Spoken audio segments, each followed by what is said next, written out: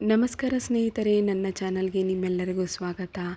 ಹಾಗಲಕಾಯಿ ಒಂದಿದ್ರೆ ಸಾಕು ನೋಡಿ, ಎಷ್ಟೇ ಮನೆಯಲ್ಲಿರುವಂಥ ಜಿರಳೆಗಳಾಗಿರಬಹುದು, ಹಳ್ಳಿಗಳಾಗಿರಬಹುದು, ಇಲಿಗಳಾಗಿರ್ಬೋದು, ಎಲ್ಲವನ್ನು ಕೂಡ ಸಣ್ಣ ಸಣ್ಣ ಕೀಟನಾಶಕಗಳು ಕೂಡ ಸತ್ತೋಗ್ಬಿಡ್ತವೆ. ಹಾಗೆ ಮನೆಯಿಂದ ಓಡೋಗೋದಂತೂ ಗ್ಯಾರಂಟಿ. ಸಣ್ಣ ಸಣ್ಣ ಹುಳುಗಳೇನಿದ್ದಾವೆ ಅಲ್ಲೇ ಸತ್ತೋಗ್ಬಿಡ್ತವೆ. ಇಲಿಗಳು ಹಲ್ಲಿಗಳೇನಿದ್ದಾವೆ ಮನೆಯಲ್ಲಿ ಇರೋದಿಲ್ಲ. ಮನೆಯಿಂದ ಹೊರಗಡೆ ಹೋಗೋದಂತೂ ಗ್ಯಾರಂಟಿ.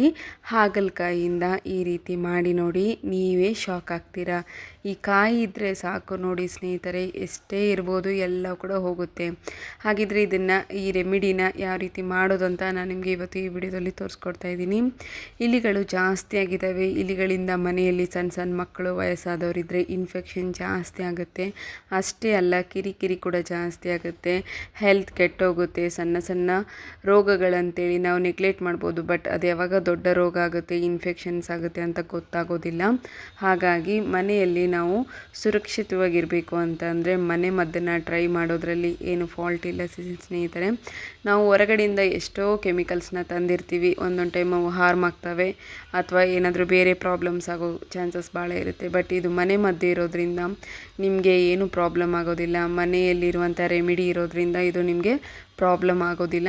ಹಾಗಿದ್ರೆ ಹಾಗಲಕಾಯಿನ ನೋಡಿ, ನಾನು ಇಲ್ಲಿ ಕಟ್ ಮಾಡ್ಕೊತಾ ಇದ್ದೀನಲ್ಲ, ಇದೇ ರೀತಿ ಕಟ್ ಮಾಡ್ಕೊಳ್ಳಿ. ನಾವು ನಾರ್ಮಲ್ಲಾಗಿ ಪಲ್ಯ ಮಾಡ್ಬೇಕಾದ್ರೆ ಏನು ಕಟ್ ಮಾಡ್ತೀವಲ್ವ ಅದೇ ರೀತಿಯೇ ಕಟ್ ಮಾಡ್ಕೋಬೇಕು. ನಾನು ಇಲ್ಲಿ ಒಂದು ಹಾಗಲಕಾಯಿನ ತೊಗೊಂಡಿದ್ದೀನಿ, ಒಂದು ಹಾಗಲಕಾಯಿನ ಪೂರ ಕಟ್ ಮಾಡ್ಕೊಂಡಿದ್ದೀನಿ. ಈ ರೀತಿ ಹಾಗಲಕಾಯಿನ ಕಟ್ ಮಾಡ್ಕೊಂಡ್ಬಿಟ್ಟು ನಾವು ಇದನ್ನು ಮಿಕ್ಸಿ ಜಾರಿಗೆ ಹಾಕ್ಕೋಬೇಕಾಗತ್ತೆ. ಹಾಗಲಕಾಯಿ ನಮ್ಮ ದೇಹಕ್ಕೆ ಒಳ್ಳೆಯದು, ಉತ್ತಮ ಅಂತ ಹೇಳ್ತೀವಿ. ಆದರೆ ಅದೇ ಈ ಜಿರಳೆ ಹಳ್ಳಿಗಳಿಗೆ ಅದು ಪ್ರಾಬ್ಲಮ್ ಆಗೋದಂತೂ ಗ್ಯಾರಂಟಿ. ನೋಡಿ, ಇಲ್ಲಿ ನಾನು ಮತ್ತೆ ಪಲಾವ್ ಎಲೆ ಬರುತ್ತಲ್ವ ಅದನ್ನು ಕೂಡ ತೊಗೊಂಡಿದ್ದೀನಿ. ಪಲಾವ್ ಎಲೆ ಮತ್ತು ಹಾಗಲಕಾಯಿ ಎರಡನ್ನೂ ಕೂಡ ಚೆನ್ನಾಗಿ ರುಬ್ಬಿಬಿಟ್ಟು ನೀರು ಹಾಕ್ಕೊಂಡು ರುಬ್ಕೊಂಡಿದ್ದೀನಿ. ನೋಡಿ, ಈ ರೀತಿ ಲಿಕ್ವಿಡ್ ಟೈಪ್ನಲ್ಲಿ ಆಗಬೇಕು. ಈ ರೀತಿ ರುಬ್ಕೊಂಡಿದ್ದೀನಿ ನೀಟಾಗಿ. ಹಾಗಲಕಾಯಿ ಎಲ್ಲವೂ ಕೂಡ ಸ್ಮ್ಯಾಶ್ ಆಗಿರಬೇಕು. ನಾನು ಸ್ಮ್ಯಾಶ್ ಮಾಡ್ಕೊಂಡ್ಮೇಲೆ ಒಂದು ನೀಟಾಗಿ ರುಬ್ಕೊಂಡಿದ್ದೀನಿ. ಅದಾದಮೇಲೆ ಫಿಲ್ಟರ್ ಮಾಡ್ಕೊತಾ ಇದ್ದೀನಿ. ಈ ರೀತಿ ಫಿಲ್ಟ್ರ್ ಮಾಡ್ಕೋಬೇಕು. ಫಿಲ್ಟ್ರ್ ಮಾಡ್ಕೊಂಡಿರೋದು ಕೂಡ ಅಷ್ಟೇ ವೇಸ್ಟ್ ಅಂತೇಳಿ ಬಿಸಾಕೋ ಹಾಗಿಲ್ಲ. ಇದರಿಂದ ಕೂಡ ಒಂದು ಒಳ್ಳೆಯ ರೆಮಿಡಿ ಆಗುತ್ತೆ. ಅದು ಏನಂತ ಕೂಡ ತೋರಿಸ್ಕೊಡ್ತಾ ಇದ್ದೀನಿ. ನಾವೊಂದು ಇಲ್ಲಿ ಮಾಡ್ತಾ ಇರುವಂಥದ್ದು ಹಲ್ಲಿ ಜಿರಳೆಗಳಿಗೆ, ಹಾಗಾಗಿ ಎಲ್ಲಿ ಕೂಡ ವೇಸ್ಟ್ ಆಗಲಾರ್ದಂಗೆ ನಾವು ಇದನ್ನು ಉಪಯೋಗ ಮಾಡ್ಕೋಬೇಕಾಗತ್ತೆ. ಇದನ್ನು ನೀವು ಆರಾಮ್ಸೆ ತಿಂಗಳಂಗಟ್ಟಲೆ ಯೂಸ್ ಮಾಡ್ಕೋಬೋದು. ಈ ಸ್ಪ್ರೇ ಒಂದು ರೆಡಿ ಆಯ್ತಂದರೆ ಸಾಕು ನಿಮಗೆ. ನೋಡಿ, ಇಲ್ಲಿ ನಾನು ಹಾಗಲಕಾಯಿದಲ್ಲಿರುವಂಥದ್ದನ್ನು ನೀರೇನಿತ್ತಲ್ವ ಅದನ್ನು ಸಪ್ರೇಟ್ ಮಾಡ್ಕೊಂಡಿದ್ದೀನಿ. ಅದರಲ್ಲಿರುವಂಥದ್ದನ್ನು ಫಿಲ್ಟ್ರ್ ಮಾಡ್ಕೊಂಡಿದ್ದೀನಿ. ಹಾಗೆ ಹಾಗಲಕಾಯಲ್ಲಿ ಸ್ವಲ್ಪ ಮಿಕ್ಸಿ ಜಾರಿಗೆ ಹಾಕ್ಕೊಂಡಿದ್ವಲ್ಲ ಅದರಲ್ಲಿರುವಂಥ ನೀರನ್ನು ಕೂಡ ಈಗ ನಾನು ಮತ್ತೆ ಒಂದು ಬೌಲಿಗೆ ಹಾಕ್ಕೊತಾ ಇದ್ದೀನಿ. ಹಾಗೆ ಸೈಡಿಗೆ ಏನು ಮಾಡಿದ್ದೀನಿಯಪ್ಪ ಅಂತಂದರೆ, ನಾವು ಮೊದಲಿಗೆ ತೆಗೆದಿಟ್ಕೊಂಡಿದ್ವಲ್ಲ ಹಾಗಲಕಾಯಿದೇನಿದೆಯಲ್ವ ಅದನ್ನು ಸೈಡಿಗೆ ಇಟ್ಕೊಂಡಿದ್ದೀನಿ. ನೀರಷ್ಟೇ ನಾನು ಇಲ್ಲಿ ತೊಗೊಂಡಿರೋದು, ವಾಟರ್ ಅಷ್ಟೇ ತೊಗೊಂಡಿರೋದು. ಅಂದರೆ ನಾವು ಹಾಗಲಕಾಯಿನ ಮಿಕ್ಸಿಗೆ ಹಾಕ್ಕೊಂಡಿದ್ವಲ್ವ ಅದನ್ನು ತೊಗೊಂಡಿರೋದು. ಹಾಗಲಕಾಯಲ್ಲಿ ಕಹಿ ತುಂಬ ಇರುತ್ತೆ. ಹಾಗಾಗಿ ಯಾವುದೇ ಕೀಟನಾಶಕಗಳು ಜಾಸ್ತಿ ಇರೋದಿಲ್ಲ. ಸಣ್ಣ ಸಣ್ಣ ಹುಳುಗಳು, ಗುಂಗುರು ಹುಳುಗಳಿರ್ತವಲ್ವ ಅವೆಲ್ಲ ಕೂಡ ಮಾಯವಾಗಿಬಿಡುತ್ತೆ. ಹಾಗೆ ನಾವು ಪದೇ ಪದೇ ಮನೆಯಲ್ಲಿರುವಂಥ ಮಕ್ಕಳಿದ್ದರೆ, ಸಣ್ಣ ಸಣ್ಣ ಮಕ್ಕಳಿದ್ರೆ ಗೊತ್ತಿರುತ್ತೆ, ಎಲ್ಲಿ ಬೇಕಾದ್ರೆ ಕೈ ಇಡ್ತಾನೆ ಇರ್ತಾರೆ ಅಥವಾ ಇನ್ಫೆಕ್ಷನ್ಸ್ ಆಗೋ ಚಾನ್ಸಸ್ ಭಾಳ ಇರುತ್ತೆ. ತಿಂದಿರೋ ಅಂಥದ್ದನ್ನು ಸೋಫಾ ಮೇಲೆ ಅಲ್ಲಿ ಇಲ್ಲಿ ಅಂಟಿಸ್ತಾನೆ ಇರ್ತಾರೆ. ಹಾಗಾಗಿ ಅಲ್ಲಿ ಹುಳುಗಳು ಜಾಸ್ತಿ ಆಗ್ತಾ ಇರುತ್ತೆ. ಆ ಜಾಗದಲ್ಲೆಲ್ಲ ಹುಳುಗಳು ಆಗಬಾರ್ದು ಅನ್ನೋಗಿದ್ರೆ ನಾನು ಇಲ್ಲಿ ಸ್ಪ್ರೇ ಮಾಡ್ಕೊಂಡಿದ್ದೀನಲ್ಲ, ಇದೇ ರೀತಿ ಸ್ಪ್ರೇನ ಮಾಡ್ಕೋಬೇಕು.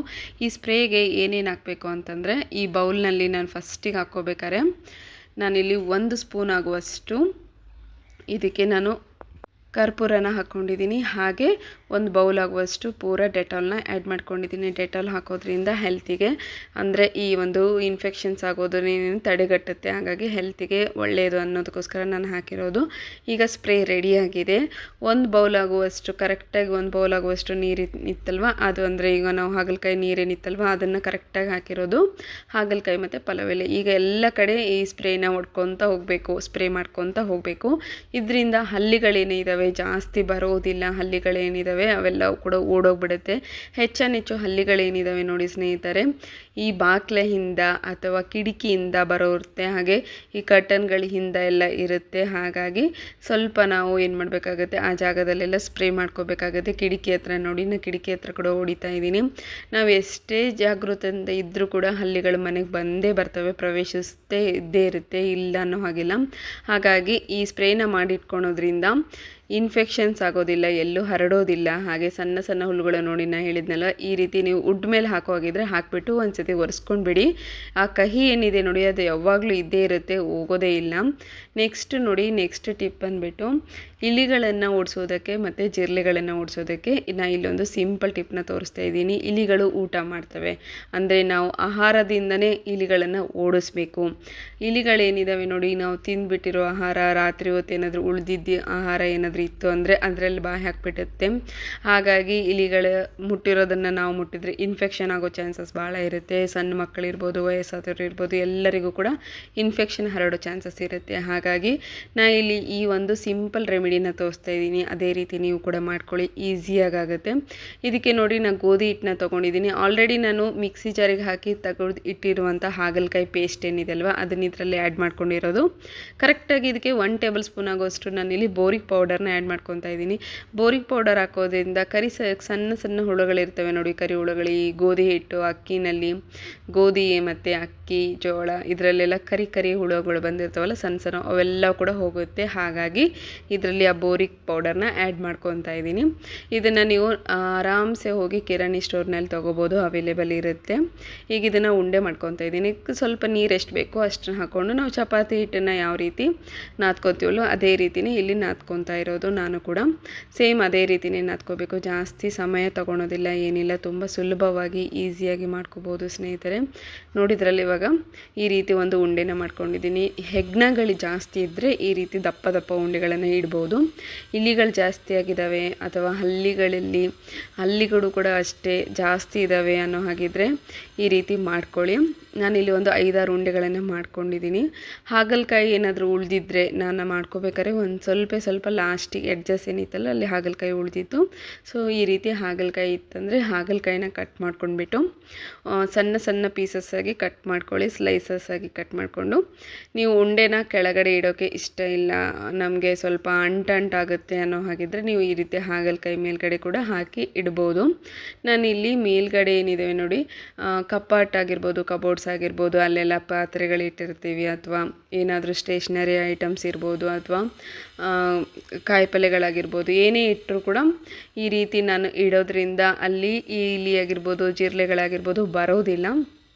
ಹೆಚ್ಚಾಗಿ ಅವಾಯ್ಡ್ ಆಗುತ್ತೆ, ಅಂದರೆ ಆ ಜಾಗದಿಂದ ಅದು ಹೋಗೋಕ್ಕೆ ಚಾನ್ಸಸ್ ಭಾಳ ಇದೆ. ಹೋಗಿಬಿಡುತ್ತೆ, ಇರೋದೇ ಇಲ್ಲ, ಚಾನ್ಸಸ್ಸೇ ಇರೋದಿಲ್ಲ. ಅಲ್ಲಿ ಇಲಿಗಳಾಗಿದ್ದರೆ ಮನೆ ಬಿಟ್ಟು ಓಡೋಗೋದಂತೂ ಗ್ಯಾರಂಟಿ. ಹಾಗಾಗಿ ನೆಕ್ಸ್ಟ್ ಟಿಪ್ ನೋಡಿ, ಈ ಒಂದು ಗ್ಯಾಸ್ ಕಟ್ಟೆ ಹತ್ತಿರ ಎಲ್ಲ ನಾನು ಅಂಟು ಮಾಡ್ಕೊಂಡು ಹಾಕಬೇಕು ಅನ್ನೋ ಹಾಗಿರೋದ್ರಿಂದ ನಾನಿಲ್ಲಿ ಸಿಂಪಲ್ ರೆಮಿಡಿನ ತೋರಿಸ್ತಾ ಇದ್ದೀನಿ. ಫಸ್ಟಿಗೆ ನಾವೇನು ಹಾಗಲಕಾಯ್ದು ನೀರು ತೆಗೆದಿದ್ವಲ್ವ, ಆ ವಾಟರ್ ಏನಿದೆ ನೋಡಿ, ಆ ನೀರನ್ನು ನಾನೀಗ ಒಂದು ಬೌಲಿಗೆ ಹಾಕ್ಕೊಂಡ್ಬಿಟ್ಟು ಹತ್ತಿಯ ಸಹಾಯದಿಂದ ಈ ಸಣ್ಣ ಸಣ್ಣ ಗುಂಗುರು ಅಂತ ಹೇಳಿದೆ ನೋಡಿ, ಸಣ್ಣ ಸಣ್ಣ ಗುಂಗುರು ಹುಳುಗಳಿರ್ತವೆ. ಅವು ಕಾಣೋದೇ ಇಲ್ಲ, ಬಟ್ ನೊರ್ಜುಗಳು ಅಂತಲೂ ಹೇಳ್ತಾರೆ, ಅವಕ್ಕೆ ನೊರ್ಜು ಅಂತಲೂ ಕರೀತಾರೆ. ಅಂಥವು ಏನಿದ್ದಾವೆ ನೋಡಿ, ಅವು ತುಂಬ ಮುಖದ ಮೇಲೆಲ್ಲ ಬರ್ತಾ ಇರ್ತವೆ.